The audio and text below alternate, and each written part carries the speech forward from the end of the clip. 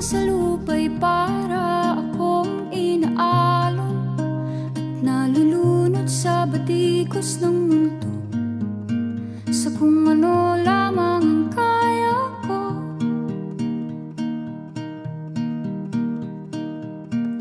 Bigang-biga na sa mga problemang di masolusyonan agad, parang wala nang bukas.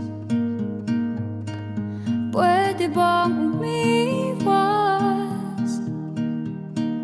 Hinahanap ang sarili, ngunit di nakakayanan sa ligaw na dinadaanan ko.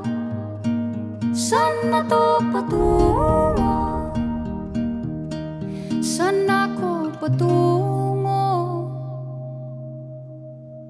Dahan-dahan nating simulan